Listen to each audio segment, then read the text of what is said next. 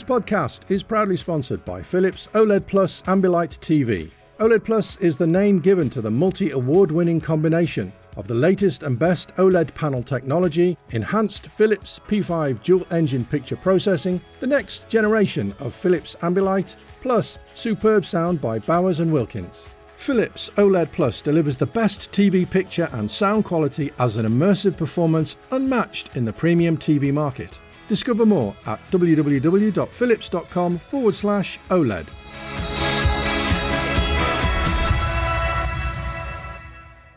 Ho, ho, ho, hello, and welcome to the AV Forums podcast. It's our Christmas special. It's the 19th of December. The year is 2022, and the whole team are here tonight. We are live at this moment in time. It's 7 p.m. if you are on YouTube and watching us. It's 7 p.m. in the UK, I should say. So welcome along if you are watching us live. The chat window is now open. You can ask us anything you like tonight. We're not going to be fussy. Whether we answer it or not, you can ask anything. Decent rider there. And we'll try and get around and answer the questions. And of course, if you are a patron, go over to patreon.com/AVforums. There is a link there. At 8:15 tonight, we will be joining all our patrons on a private call. And again, you can ask us questions relating to anything, but you can ask us in person. So if you are a patron, thank you very much for your support over the last year. It really is appreciated. Everything that you do is appreciated. So thank you very much. And join us on that call at 8:15. Some of us will have to disappear, but the majority of us will be on that call. So that's a little bit later on. If you're listening a little bit later in the week, again, Merry Christmas. I hope you're having a great time. I hope Santa's being kind to you. And if you got your AV wants and needs and all the rest of it, get them in the chat window on the forums. So underneath this podcast, in the podcast forums, tell us what's what in terms of AV for your Christmas. But we're here tonight to talk the best of 2022. That can be in the categories that we are responsible and experts, or seemingly experts in. But you can ask us anything you like, and we can also cover anything we like tonight. The best of 2022 can be anything. So we're going to ramble on for at least an hour tonight. And joining me are our regulars. We've got Martin Chu, we got Jules, we got Ed. From the movies team, we've got Kaz, we've also got Mark, and of course, from the news team, very busy at the moment because CS is coming up soon, is Ian. Good evening, guys. Evening. Hello. Evening. Right, so again, it's been another busy year, and we've got back to some normality, following on from last year. Things have started to turn up for review again. We've had quite a busy year in that respect. It's not just catalogue titles either. When it comes to movies, there have been some pretty decent movies. At least one decent Top Gun movie's come out this year, so that's always something to look forward to. So tonight we're going to go through our best of. Is that home cinema? Is it visual tech? Is it hi-fi? Is it movies? Is it discs? Is it TV shows? Each of the panelists tonight are going to give you their picks, and we'll discuss them for an hour. So let's get stuck in. Let's go to Kaz first. Kaz, been a very, very busy year for the movies team, as always. I guess from everybody here, congratulations and thank you once again for outstanding work. We've added to the team this year as well. More people writing for us, more reviews up there, and we're covering everything as it comes out. So what are your highlights of the year, Kaz? Oh, in movies, 4K, everything? Can be anything you like. A whole lot. Anything. Well, I mean, I can't not say that Maverick was the best thing I've seen. I knew that was coming. I had to get Tom Cruise out the way first of all. I'm gonna go straight in there. I could cover it up and say other things, but no, Maverick was a lot more than I ever expected from a sequel to a movie from years ago. For me, it trumped it. For me, it had heart, it had soul in it, and it followed on from it. I took the kids to see it. I went with mates. I went with my family. I went 3 times to see this in pretty short order, and I thought it was fantastic. Yeah, and did it get Ed to the cinema? Ed, did you go to the cinema? Yeah, it's simultaneously the best and the worst film I've seen at the cinema this year. There you go. It is a blockbuster movie if Ed goes to see it. No, absolutely. Oh, so have you seen Avatar then, Ed?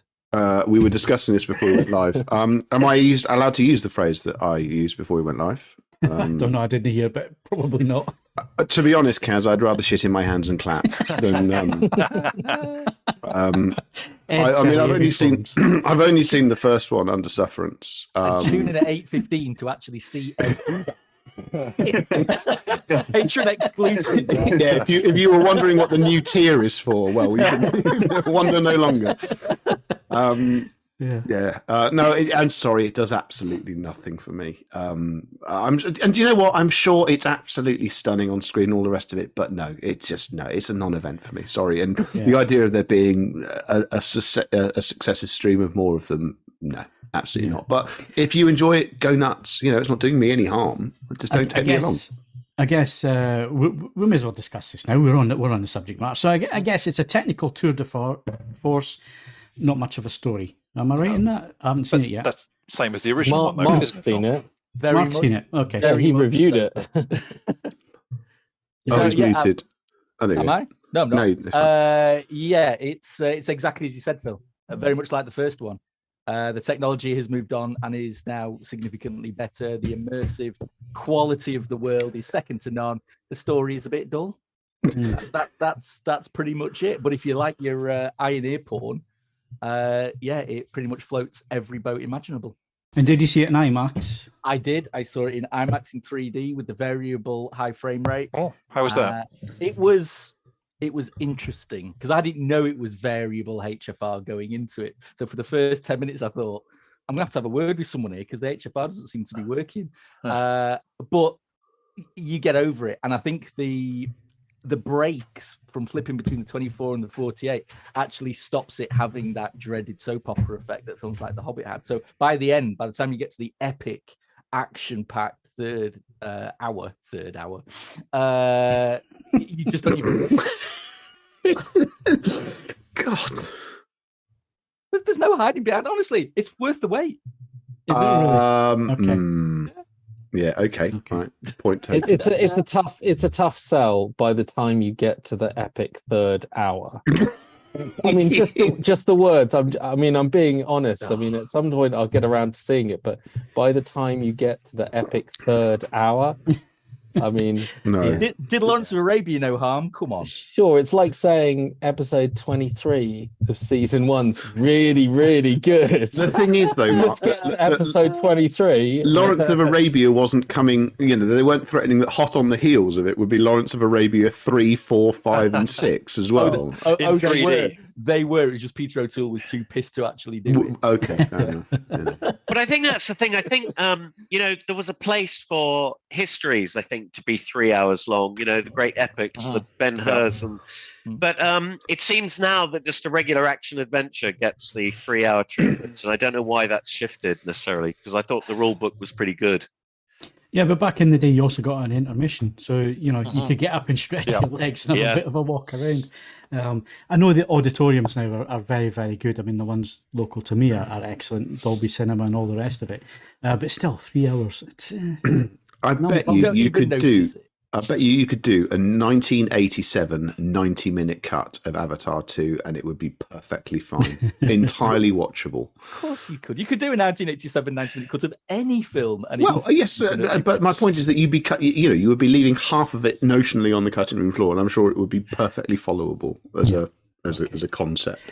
Right, so we've badmouthed. Let's move back to brilliance. Kaz, what else has rocked your world in 2022? I got to give a shout out for Everything Everywhere at Once. That was weird and wonderful and wacky. I think there's another one that. Did you do that, Mark? I did. I'm just going to list all the ones. All of Mark's films. Hang on a second. Why did you get all of these good films? Let's move on to one I've done. No, go on. Tell me about. It was the multiverse movie to see. Whether or not we got the 2 multiverse movies released in the same week was a release strategy, I don't know, but it had heart, it had enough weirdness, it had a kick-ass fight scene with a fanny pack, which I've not seen for a long while, and it had Michelle Yeoh basically having the best role of her life. So it was one of the best films of the year for me too. Roles. Multiple roles. Excellent. So let's wrap up on movies then, Kaz, before we move on. So what else Prey. I would say I'd shout out for Prey. I know it doesn't seem like everyone's best movie of the year, but after the last Predator movie, I mean, I didn't really anticipate anything, and I'd talk about it as being one of my favorite straight to streaming releases, possibly of all time. They released Predator Prey on Disney with almost no fanfare at a time when people thought everything that comes to streaming by now is kind of the equivalent of the old days direct to video, just with a bit more HDR. But I really enjoyed the back to basics approach in that it felt very much like returning to the first movie without redoing the first movie. And I really enjoyed that for a streaming title. I thought it was a cut above, a streaming action title, I should say. They do plenty of good drama. Yeah, so I mean, coming to streaming, and Mark and Kaz, and I'll bring Ian on this as well, because Ian does the Netflix coming soon, so he watches a lot of trailers, if not a lot of movies. Probably the best way to do it, Ian. Sure, it's way to do it. Yeah, especially when it's Netflix stuff. But yeah, streaming. It's been a big year for streaming. I think we're not going to see the end of disc. I think that's a fallacy, thinking that physical media is just going to disappear. That's not the case. But it has been a strong year for streaming. So, what have the highlights been for you guys? So I'm going to be brutally honest, Phil. I don't watch a lot of the streaming stuff. Okay. I'll leave all that to Cam. He keeps throwing discs at me. I don't have time. I tell you about all the good stuff. And I talked to Mark about Andor and how Andor's some of the best telly, not just the best Star Wars, the best telly I've seen in a long time. Agree. And he's like, and Mark is like, no. Is it Love Island? No. MasterChef. Yeah. That's well, Ed will agree with you on that one. That's a television highlight. My streaming highlights in TV have been Andor and probably Peacemaker. A couple of ones I'd shout about because I didn't expect either of them to be any good. Andor, what are you going to do with Andor? It's a prequel to a prequel that both of which we know the outcome to. Yeah. How far back do we need to go before this gets monotonous? But Andor proved to be really expertly written and characterized. Did a fantastic job with allegory without shoving it in your face. Just really tremendous TV. And Peacemaker came off the back of a reboot / sequel Suicide Squad movie that was better than it should have been. But for a character, starring John Cena as Peacemaker, whose fate in the movie wasn't really conducive towards a TV show, and who was generally a bit of an arsehole. He's a redneck arsehole. And they did a TV series about him and somehow managed to keep him both a redneck arsehole and a protagonist you kind of cheer for, all the while being hilarious. Well, he's good. He's really good at that. Can I just give an honourable mention to Slow Horses? I think that's been absolutely sensational. A truly brilliant piece of television making. Oldman's great, isn't he? No, but they're all good. I mean, obviously Oldman is epic, but everyone in that show turns in a super tidy performance, and it's very, very watchable. And it's nice to watch something fundamentally grounded in a world, as you say, with John Cena mincing around a leotard and more Star Wars universe stuff and things like that. It's just it feels grounded, and I've thoroughly enjoyed the complete first season, and I'm thoroughly enjoying the second season as well. Kind of old school Ipcris file, that kind of thing. Yeah, you got to give a shout out to Oldman rocking up at pulling into like MI5 or something, being surrounded by police, pointing guns at him because they think he's driven in there illegally and they think his car might have a bomb in it. And he plays the Proclaimers. Is it Proclaimers? I would walk 500 miles. He plays it just full volume, and they come and tap on his window with their MP5s. He rolls it down a bit and sorry, I can't hear you. I mean, he's just an absolute go get your boss, and then he winds the window back up and turns the music up louder. I mean, he's just a legend. It's a good shout. Good stuff. Let's move to the other members of the team then. We'll stick to streaming or movies or whatever. So, Jules, what about you? As far as streaming is concerned, I was going to suggest All Quiet on the Western Front. Okay. I've not watched that yet. It's gritty. Takes almost takes 1917 to another level. I read the book at school, and it's stayed with me. It's a brilliant film, and I think it was Netflix, wasn't it? That one, Netflix. So great film. I'd highly recommend that one. Okay, good stuff. Let's move on, Martin. Martin, what's your recommendations? Well, I also loved Andor as well, but I talked about that in a previous episode. I thought some of those vignettes, Kaz, or specific episodes, particularly, without spoiler, but the prison episode was extraordinary and it was. Beautifully directed and edited, and really Serkis's engrossing best stuff. work. Sorry? Andy Serkis's best work. Yeah, I agree with that as well. Yes. But for me, 4K Blu-rays released this year, I think one of the most exciting purchases for me was Star Trek: The Motion Picture, Robert Wise's re-edit, which of course was released on DVD, I think in 2004, was it, or 5? And of course has now been up-resolved to 4K. And Jerry Goldsmith's score just now sounds fantastic. I actually just love that film. I'm not a Trekkie, but I do love Robert Wise's films. I think he was amazing at understanding the language of music with film, and the way Star Trek: The Motion Picture looks now is just extraordinary and sounds awesome as well. And that tighter cut really makes it a different film. So if you only saw that original version in 1979 in the cinemas, I really advise you to go back to that. Plus, also on 4K, Kubrick's early films, The Killing and Paths of Glory from Kino Lorber. Really nice to see those come out. And both of them look fantastic. And the other highlight for me was West Side Story on 4K as well, which is another beautifully mastered disc. And parts of that film are literally genius filmmaking. I mean, I think he really stepped up to the plate with that title. Okay, Ian, move on to you.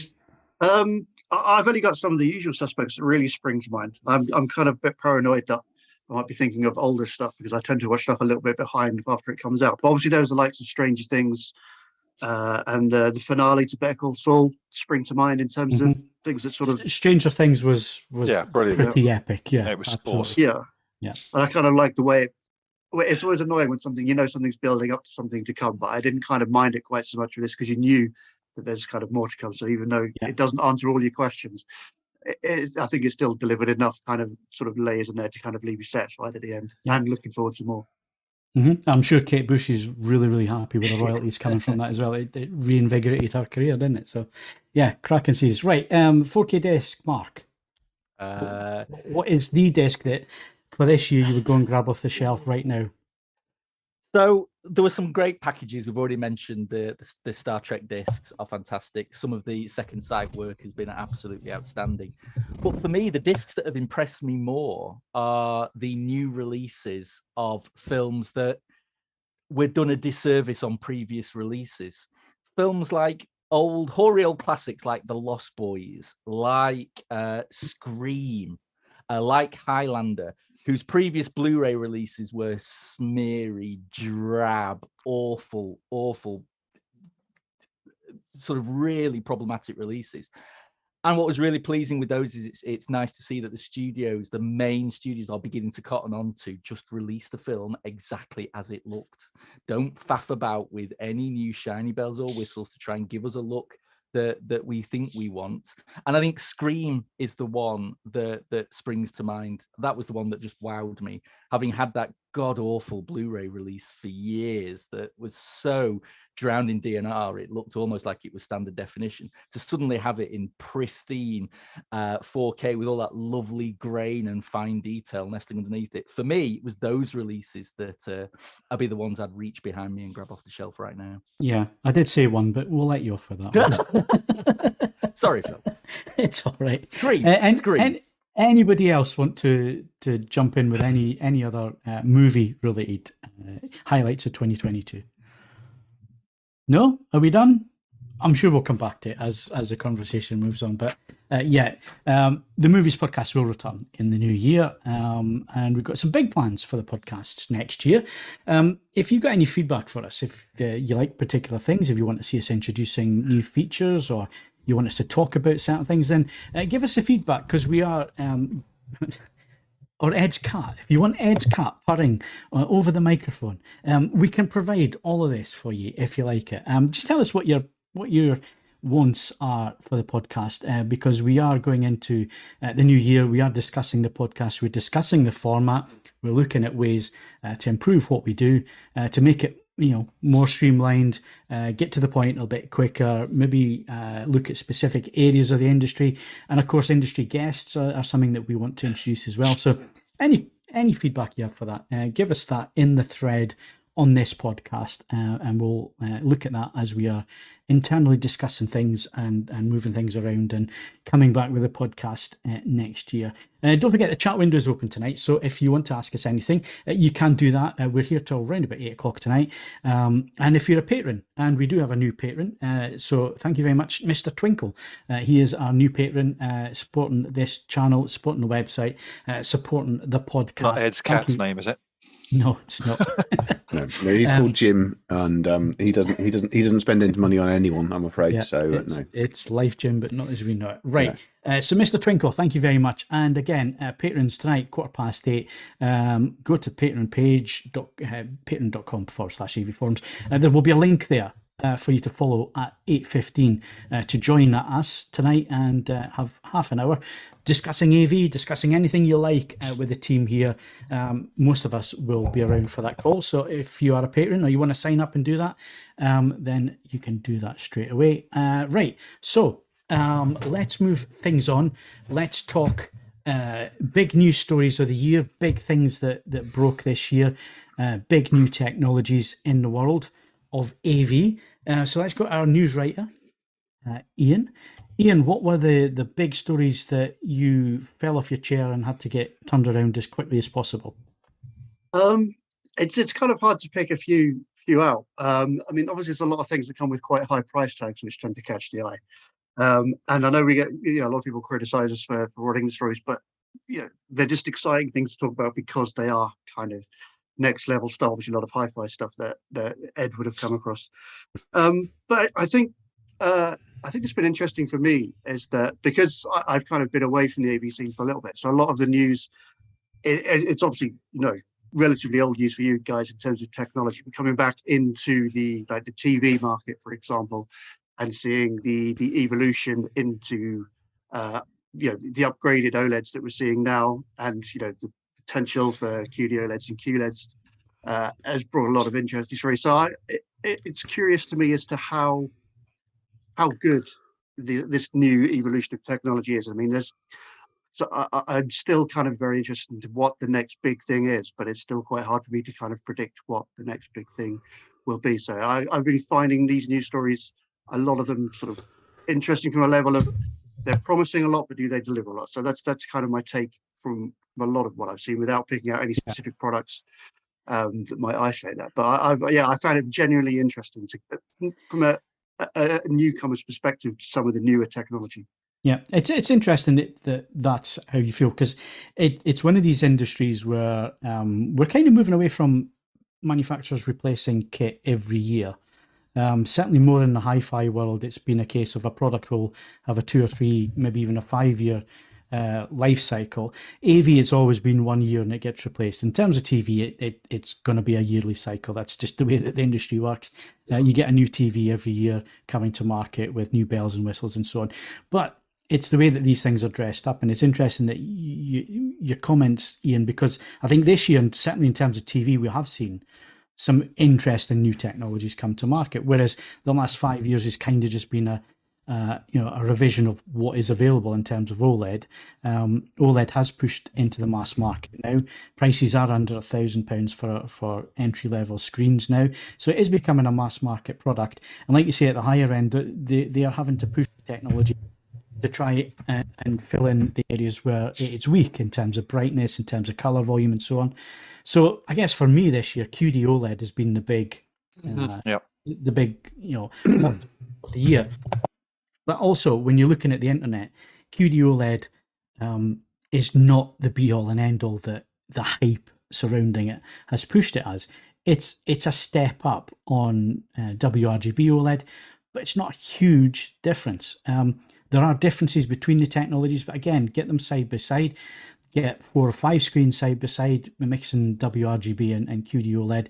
There are differences, but they're not night and day differences. And I think in terms of the internet, in terms of the way forums work, in terms of the way YouTube works these days, I think things get blown up to such a degree that you start seeing comments like, oh, well, LG should just give up because QD-OLED is the best thing since sliced bread. No, it's an evolution of a technology. It's an interesting evolution. It's pushing the technology ever so slightly forward, but it's not, this revolutionary new thing. And I think a lot of the hype behind it, certainly at the start of the year, kind of dulled it a little bit. And again, the problem with the internet is there's a lot of opinions out there, and not necessarily always based on actually seeing the technology. It's reading other comments and then regurgitating that as fact. And I think the way the internet has changed over the last few years, that makes it difficult in terms of technology. It means that sites like our editorial and other editorials out there, they need to be, at the cutting edge, factually telling you what these things are and what the actual differences are between these technologies, because there's so many people on YouTube nowadays looking for those clicks, looking for those subscribers, that things get blown out of all proportion, I think. And it's kind of spoiled it a little bit this year. This hype around QD-OLED, it's kind of diminished it a little bit because it's not, this massive leap forward. And I think if people are a bit more honest in their assessments and in assessing the technology, it's going to suit some people, it's not going to suit others. You have advantages of each different technology. In terms of screen size, you've got limited in terms of screen size, although there is rumor that Samsung Display have got a 77-inch tucked away for CES in a couple of weeks. But yeah, I pick up on what you're saying, Ian. It's a really interesting time. There is new technology coming. Micro LED has not quite broken through yet, and I guess the pandemic's really had its effect on that development. It's still very, very expensive to produce. They're still struggling to get that technology to work. But this is all coming together now, and I think over the next few years, now that we've got COVID out of the way, I think we're going to see some big developments actually come to fruition. We're going to see things actually moving on, and the likes of QD-OLED, what it has done is it's kind of pushed other manufacturers of panels to think, right, okay, we need to up our game a little bit and push the technology on. And Jules, it's impressive this year. You've seen the new TVs, you've seen them professionally, you've seen them in studios, you've seen them in people's houses. What you can get out of an OLED now, it really is pretty spectacular. Yeah, absolutely. And I just agree with what you just said about those small differences. It's the way of the modern world, isn't it? Everything on social media becomes polarized. People take positions, and then they get into little sort of, their own echo chambers about how much better a certain product is over another one. And the difference is, there are differences. And I was just going to say, one of the products that's made the difference to me this year is the A95K. It's a beautiful TV. And there is a lot to like about it. We've talked about that in previous pods. It's not, as you say, a revolution, though. There's a lot to like about what they're doing. I'm excited for what comes next. I'll be looking forward to seeing if Samsung do produce a 77-inch TV, because that's becoming now almost 65 inches in most TV. Is becoming small now. I mean, I did an 83-inch LG C1 calibrated one of those today, and that didn't look too big in this guy's room. So, we're then talking about, should he go for a projector or not? So things are moving on, and the QD-OLEDs do take it a little step forward. Not as big as everybody's saying, but there's a lot I like about it, about that technology. Let's see how it goes. Yeah. I think the best advice we can give is there is going to be a lot of hype in the next 2 weeks. We've got CES. There's going to be a lot of talk about that. There's going to be, like I say, a lot of YouTubers out there looking for clicks and all the rest of it. And you're going to see all these big, amazing headlines and this blows this out of the water and all the rest of it. All that says, pinch of salt and wait for the reviews. And wait for reviews where there's actually measurements and objective data there as well, because that's where you find the true worth of a product. And again, there's no such thing as a perfect TV. So if you've got any TV questions before we finish tonight, get them in the chat window. We'll come back and answer them. But I guess what I need to say is just wait for, yes, let's see what's coming in the next year. It's one of these industries that does change every year. And hopefully now we've got COVID out of the way, we'll see some innovation coming to market and so on. But we'll come back to TV, I'm sure. Let's go to Martin. Martin, your highlights of 2022, what's got you excited? Well, I think the two things that happened, I think that I really acknowledged and enjoyed were actually Trinnov bringing out their 16-channel Class D amplifier, the Amplitude 16, because the idea that you can get 16 times 400 watts per channel into a form factor that size really fascinates me, and I'd really like to hear that amplifier as well, because I'm using hot, steamy old Parasound amplifiers to get sort of similar performance. And I have to say, a lot of the Class D amps I've heard so far in a home cinema context have not matched up to those, and I'm still finding them to be a little bit bright. And I don't quite know why that is, because I thought that had all been ironed out, but that still seems to be the case. So I was very excited about that. And of course, the last product I reviewed, which was the Kaleidescape Strato C player. Talk about starting a conversation on the forums. 100 and odd comments. There were quite a lot. Yeah. It's certainly been a conversation point. And again, it's one of these products that has its market. Let's put it that way. Yeah, and definitely, that's another one of the sort of must-haves, I suppose, for those owners of bespoke home cinemas, fully integrated home cinemas. But what a lovely piece of kit, and beautiful build quality, incredible list of features. That app is an extraordinary piece of technology. It turns your phone into a touchscreen. I know that other apps do that. But the speed and seamlessness of the app control was just absolutely stunning. I mean, I hadn't heard other reviewers talk about it quite in these terms, but I thought the whole package was, beautiful piece of kit. Jules, am I right in thinking you got Kaleidescape? Yeah, I do. I was going to get, if you'd have come to me and said, what's your best 4K Blu-ray disc this year that you bought? I couldn't answer it because I haven't bought one. I'm completely Kaleidescape now. And it's a hell of a price. The purchase price is a lot. But when you're in the system, you think, oh, this is fantastic. Yeah. It is so good. Why didn't I do this earlier? The only limitation is how many terabytes you got on your drive, and I filled mine. So I'm having to swap, take content off and download new stuff. It's a great system if you can afford it, but it's hell of expensive. Yeah. What's the limit on your tera, Jules? I've got the Strato 6 terabytes. So that's not even, they're not even doing that anymore. It's gone to the Tera service.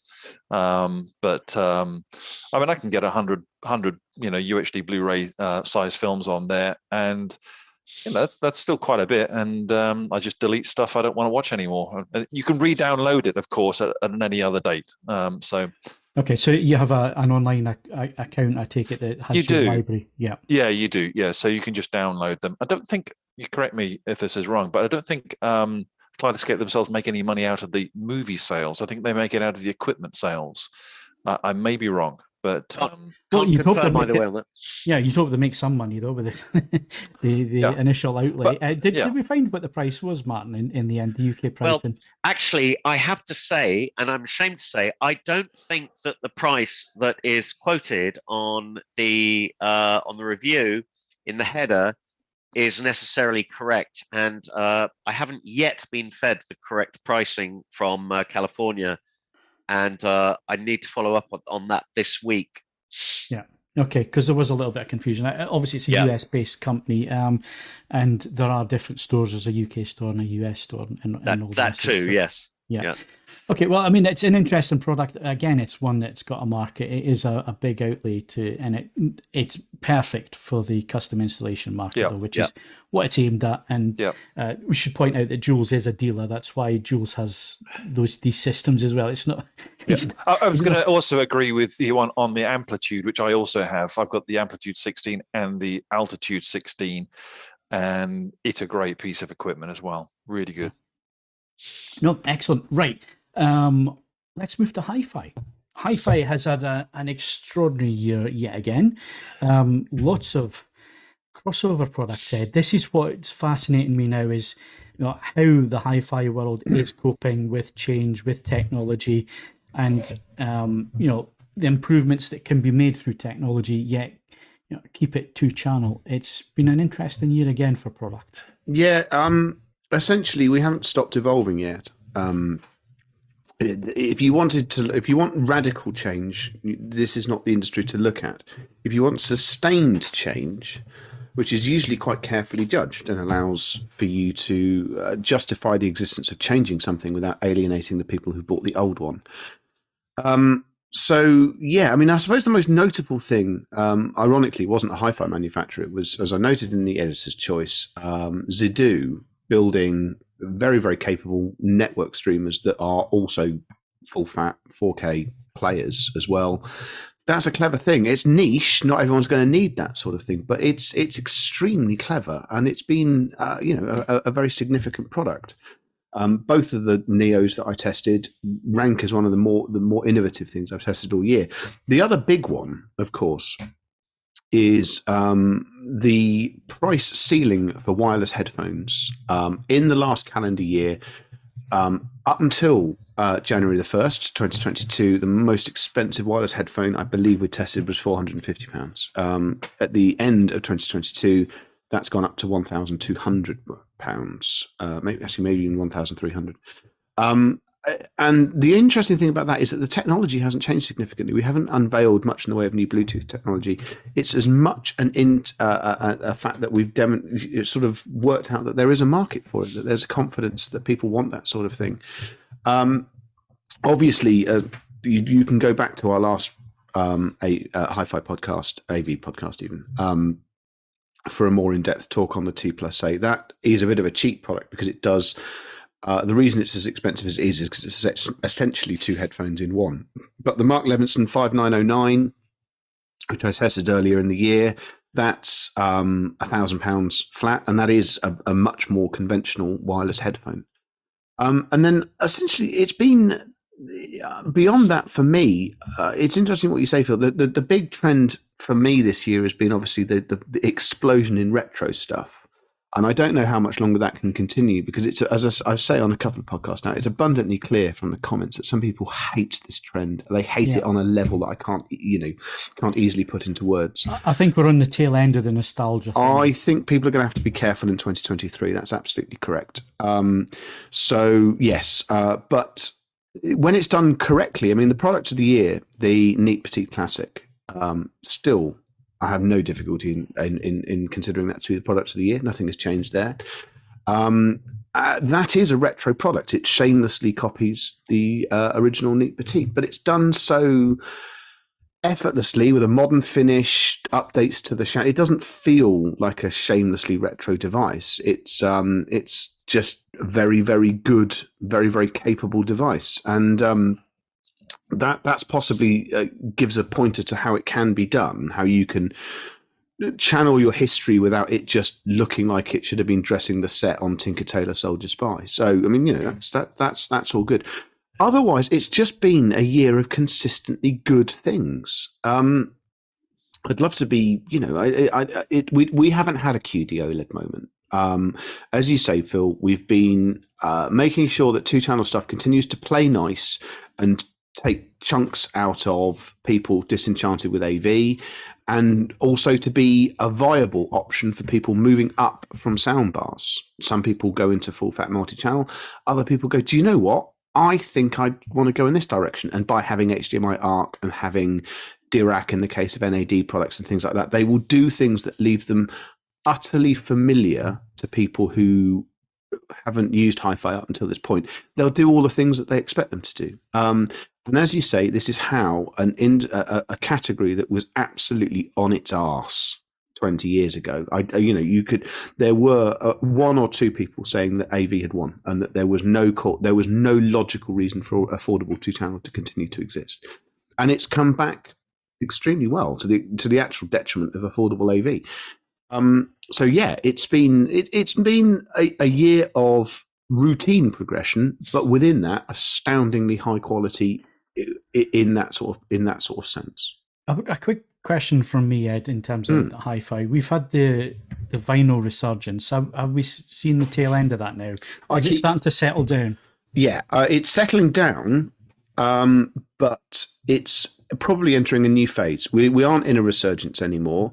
It is now a mainstream physical category, which is served at a variety of price points by a number of different manufacturers. And it's served at every level, from absolutely bulletproof, straightforward, sensibly priced turntables from the usual suspects, the Audio-Technicas, the Projects, the Regas of this world.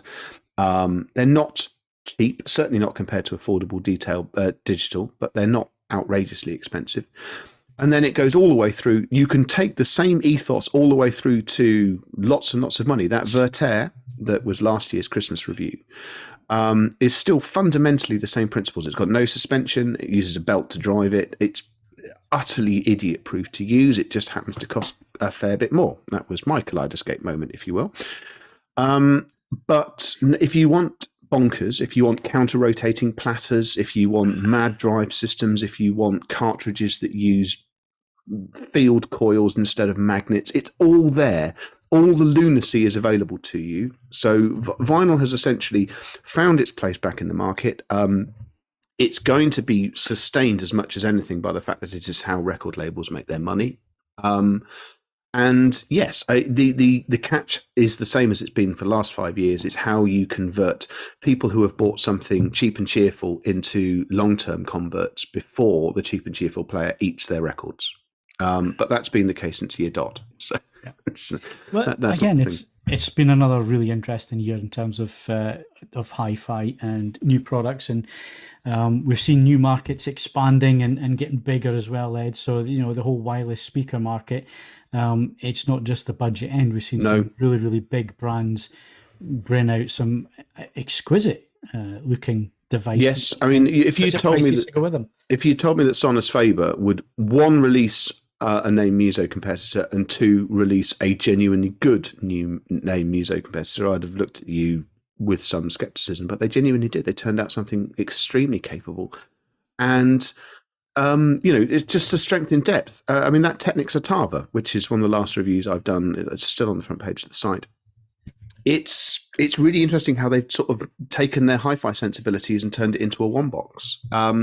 So yeah, it's just a confidence now more than anything else. We've had our near extinction level event. We've obviously got some economic turmoil to handle, but these are famous last words, but things feel that they're going in the right direction, and that we've got answers to most of the issues that customers have, and that means that people keep buying things. Excellent. So that's hi-fi covered. We've done AV, we've done TV, and we've done movies as well. We've almost done the whole gamut here. So I guess we just need to see what we're going to get up to at Christmas. Before we do that, there's one last thing, because you normally ask me. Album of the year, record of the year. I was coming to that. Ed. Oh, sorry. Don't worry, I was coming to that. But if you're desperate to speak, yeah, it's before I forget. In fairness, I'm quite tired. Album of the year. If you haven't listened to it yet, I recommended it a couple of months ago.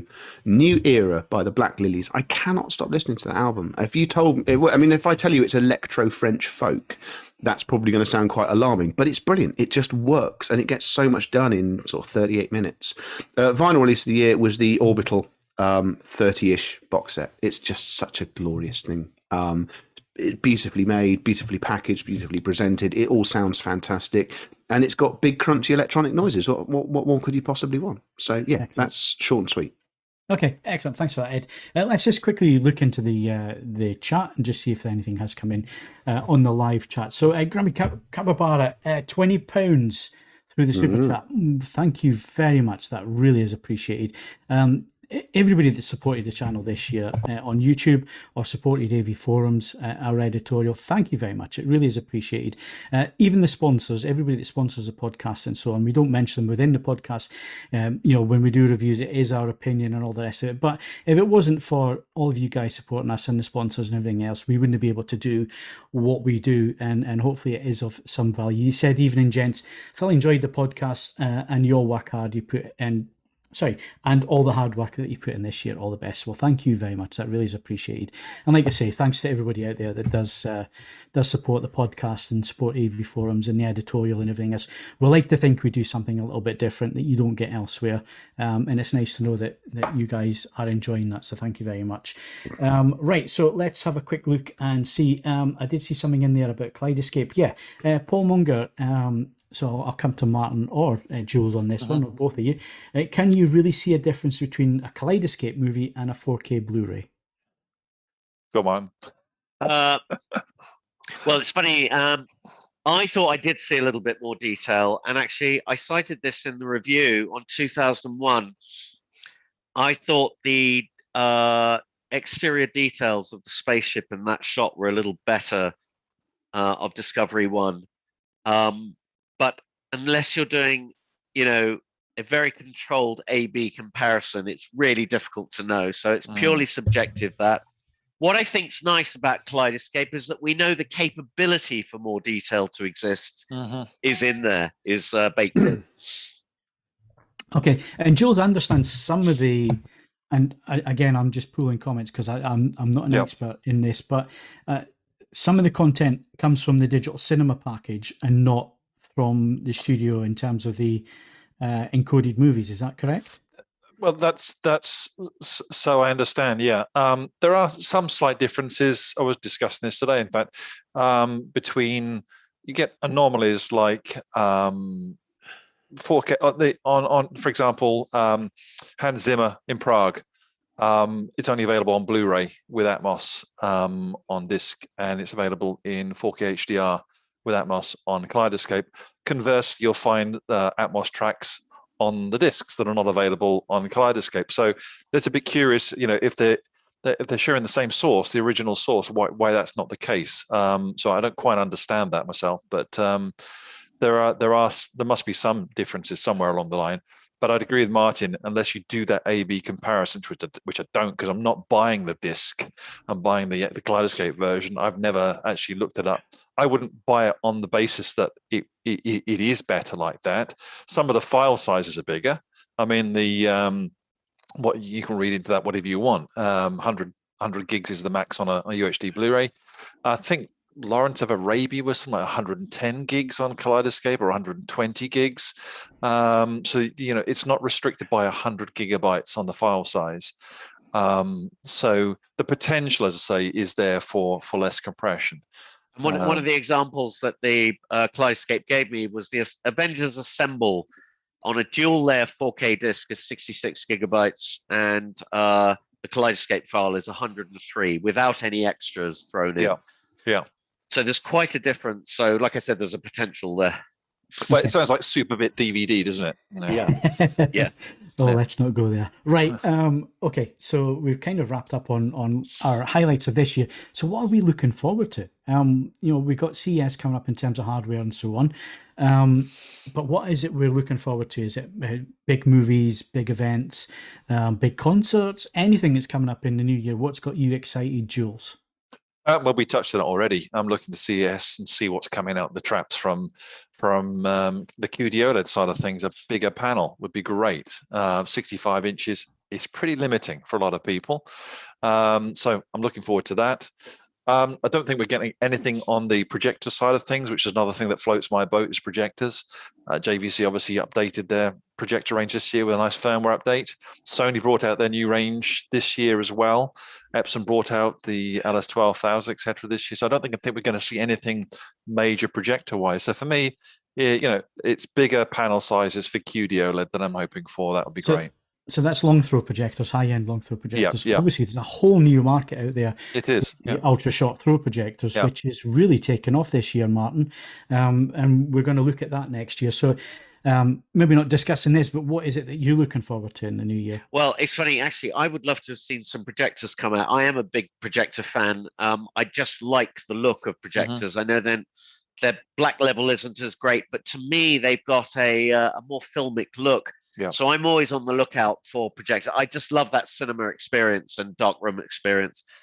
I think otherwise on the audio front, and I don't know if this is going to happen, but I'm always looking for surround sound processors that have a nice thin or slim profile. They're all big, fat, tall boxes, and I'm always looking for something that's like I said, slimmer and easier to fit into a rack. Better form factor is what you're looking for. Yeah, but you know, sometimes it happens. They come and go, actually. Yeah. Okay. Excellent. Right. So let's movie-wise, Kaz, what are you looking forward to in the new year? What's got you excited? I mean, it's a tough year, isn't it? Because we've had a down year on Marvel, and we've had what on earth is going on with DC. But I think it's going to be Cruise again. I can't say that I'm not going to be watching Dead Reckoning Part 1, Mission Impossible, the latest Mission Impossible. Okay. Like, multiple times at the cinema. Okay. I mean, the trailer did look the tits, didn't it? Yeah, it's weird, isn't it? It's like there's so many of these. I mean, I love Marvel. The kids love Marvel, but they've all been a bit bang average recently. Okay. And I mean, it looks great. It looks great. So I guess it's going to be Cruise to save the year for me again. It's not going to be Cavill Superman, is it? I mean, that was a bit of a talk about a kick in the nuts. My God. Getting his scenes removed from the Flash. Yeah. I mean, there's going to be no one in the Flash, including the Flash. To be honest, this is rapidly becoming an enormous, hilarious, slow car crash with clown cars. It's absolutely brilliant. As someone that has absolutely no skin in the game, it's fantastic to watch. Yeah, excellent. Ed, hi-fi wise, come on. What's a big revolution in? There isn't that, but that's the joy of it, Phil. There is not. There will be. Someone will release something clever and unexpected. That's part and parcel of any given year. But I'm looking forward to, statistically, I don't want to say, I risk infringing an embargo that I don't yet know exists, but there's an announcement from a very major manufacturer in hi-fi terms for early Jan, which there should be some good stuff there. And otherwise, I'm just looking forward to a variety of things crossing my path that leave me listening to music and failing to take notes, which is the hallmark of all of the good stuff that I review. Okay. I would also say one of the things that's hi-fi related that I am looking forward to, and you may accuse me of being a masochist at this point, I'm quite looking forward to going down to Bristol in February, because it hasn't happened for donkey's years. And I think just a couple of years off from trudging around the Marriott has done me the world of good, and I'm genuinely looking forward to returning to the Bristol show. Yeah, I'm desperate to get back to CES. I never thought I'd say that, but Really? yeah, I mean, I did 16 years in a row before the pandemic, and it's just those 2 years. 2020 was the last one, January 2020.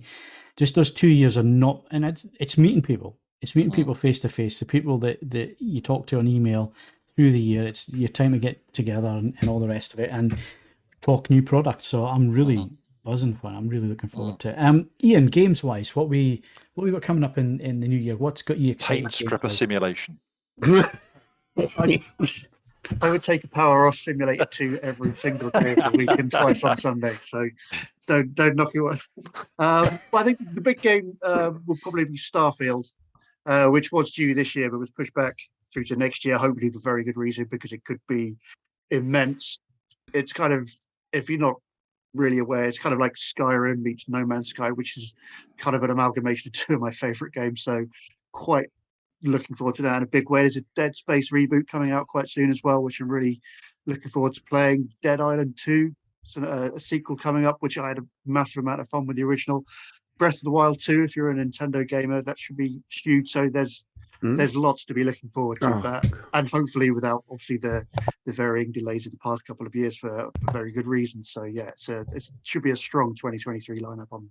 Okay, Ian, I'm not a gamer, but is there a new PSVR coming out next year? There's always talk. of a new PS coming out. I don't have a definite answer. There may well be, there may not be. I just don't have the information at hand. But there's been talk of one for a long time, and every time a new event comes around, it's like, oh, is it going to be on Sony's presentation? And then it never is. So maybe the next Sony presentation it will be. Okay, excellent. And stay tuned to AV Forums. We do gaming. Gaming is going to be one of our growth areas in the new year. So yeah, if gaming's your thing, if you've got any suggestions in terms of how we AV Forum games coverage and all the rest of it, then let us know your thoughts in the feedback forum underneath this podcast. Right, who have we missed out? Mark, what's your big thing for next year? What is getting you excited? So film-wise, it's 2. Of course, it's going to be 2. I can't just do 1. It's Wick 4.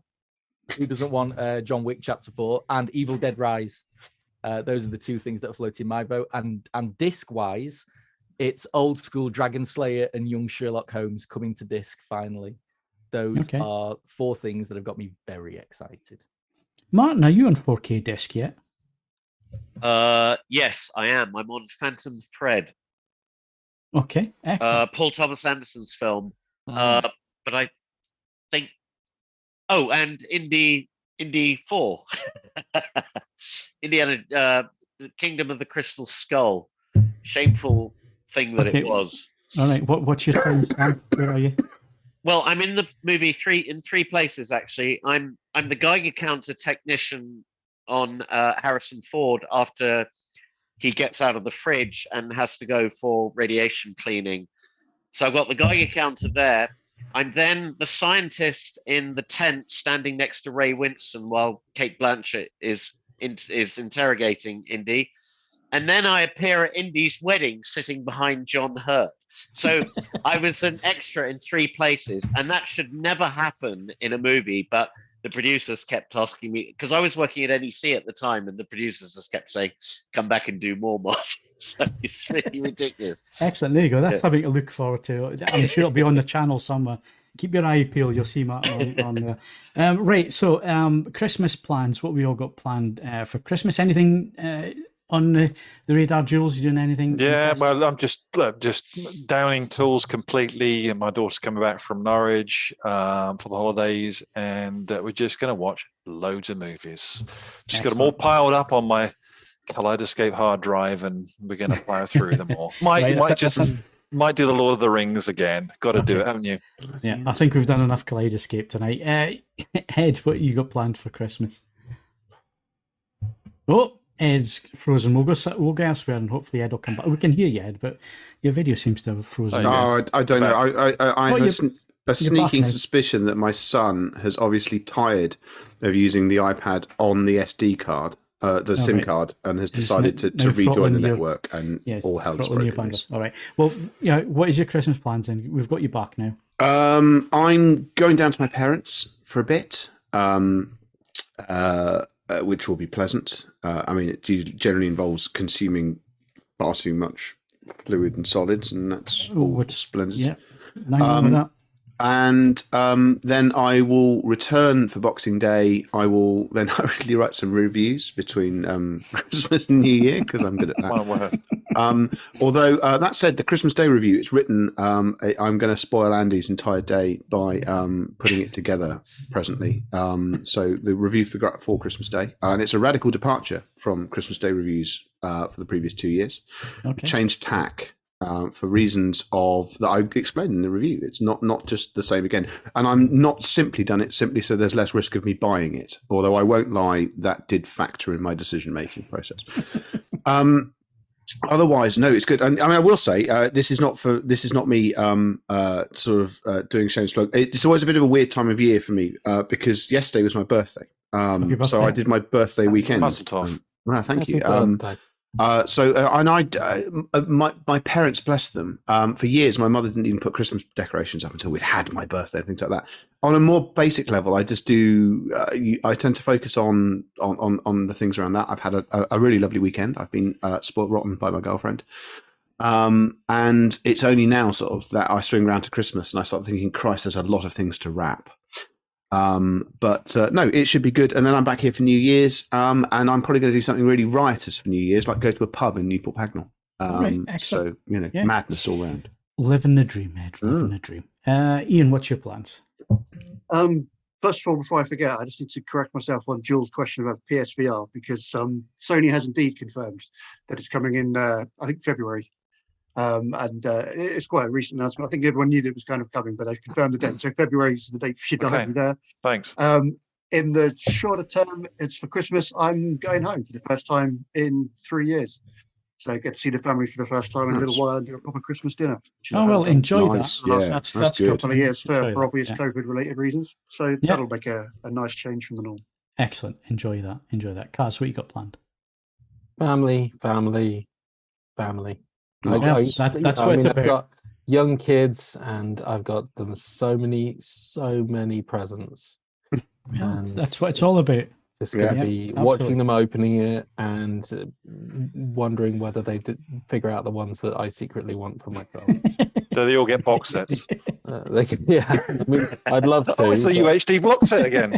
I have to sneak in things like planes from Top Gun Maverick or fast cars, and the cars, the little toy die cars arrive, and they wonder why immediately I put them on the shelf. They're like, yeah, they're for you. You just can't play with them or chip them. Martin, what about you? Christmas Day, ferrying parents over to friends in Chelsea outside Henley. Nice Christmas dinner, about 10 or 12 of us. Brother arrived from Scotland with his family on Boxing Day for 4 days. And I'm sure they'll be dipping in. There will be some dipping into Kaleidescape as well before I return it to By the way, California. we are not sponsored by Kaleidescape in any way. In any way at all.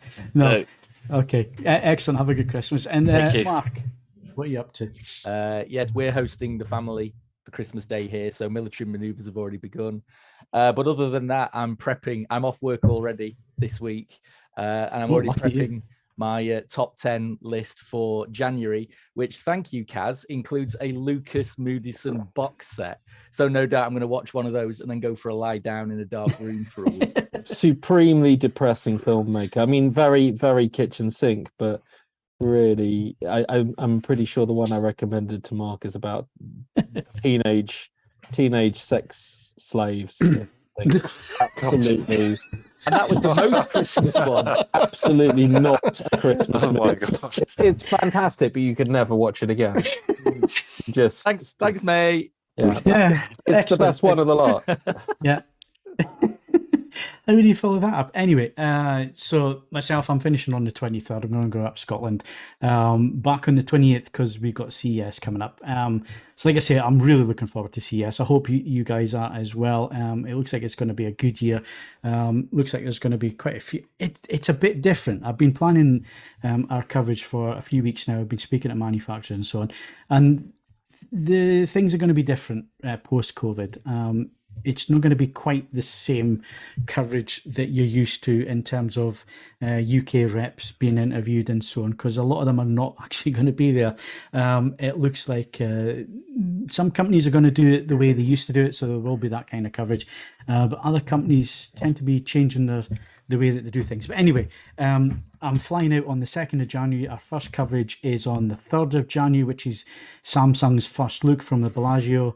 So has it gone back to being literally still within the hangover phase of New Year's Eve? Yeah, it is. So I'm flying out on the 2nd. That can... I mean, the show doesn't start till the 5th, but obviously we need to go out for press days. That's where you get all the information. It's where we get all the interviews and everything. So I'll be out on the 2nd. First bit of coverage is the 3rd, the evening. So you'll see that on the 4th over here. There'll be a video and stuff from the Samsung First Look event. Hoping for QD-OLED news and that kind of thing as well, because I think a lot of people are interested in. There's a lot of product hands-on and that kind of thing. And then we'll be following that up over the rest of the week with interviews, product close-ups. Going to do a lot of stand tours, which we've never done before.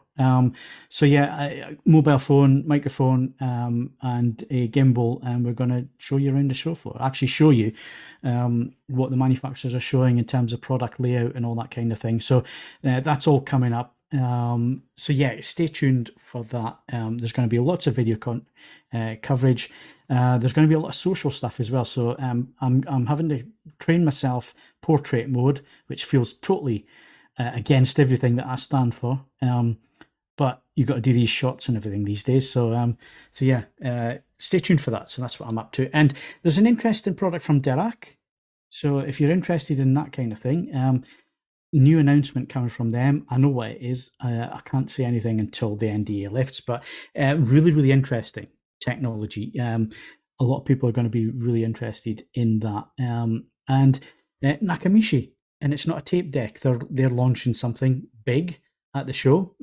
They do well with the tape deck. I mean, that's one revival I simply can't get my head around. But there's money to be made there if someone could be asked. But it's not a tape deck that they're releasing. They are releasing a home cinema product which promises to be something a little bit different. So I'm already booked in for my demo of that one, and of course we'll bring you video footage and interviews. Is it glasses free 3D, Phil? I mean, I hear that's the next big thing. No, unfortunately not, Ed. I hate to be the bearer of bad news, but I don't think that's coming. Not this year anyway. And then just a quick dip back into just to see if anything else is in there. So George, thanks for the PSVR 2 thing in February. Yeah, we know we got that corrected. I did see a comment about a projector. Somebody bought a TV and is longing for a projector. No, Paul Monger has changed from an 83-inch OLED to all right, and he's gone short. to all right, yeah. Bigger image, but picture quality loss is a big thing to take. Yeah, if you're going from 83 to 100 and you're going from a direct view display to a reflective display, there is going to be a huge difference. Yeah. You know, reflective display looks cinematic in a well-prepared room, and so on. A direct view, if it's a normal media room or living room, is a lot better. So the bigger screen TV would actually be, I think, a better choice. For that type of thing. But anyway, I think we've covered everything. Once again, thank you for all your support. Thank you for watching these podcasts. Thank you very much for all our patrons and everybody who does support us. We will be on the call at 8:15 for the patrons, so please join us for that. Unfortunately, it's not broadcast, but if you want to take part, sign up as a patron and come and join us, and you can ask the team anything you like. But anyway, I need to thank Kaz, Mark, Ed, Ian, Jules, and Martin. Thank you very much, guys. Have a great Christmas. Cheers, Bill. And that's it for the Christmas special podcast. I'll look back at 2022 and I'll look forward. Don't forget, you can bookmark AV Forums. You can do all the Facebook stuff, all the social media. You know it by now. Everybody tells you what to do.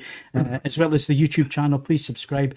Also, the AV Forums podcast YouTube channel. We need some subscribers over there. It's great. It gives you these podcasts in little short snippets. If that's your thing, head over there. Please subscribe to that. But that's it. I'm Phil Hinton. Thank you very much for watching. Have a great Christmas. Thank you for all your support, and have a fabulous new year. And join us on the 3rd of January for CES. Good night.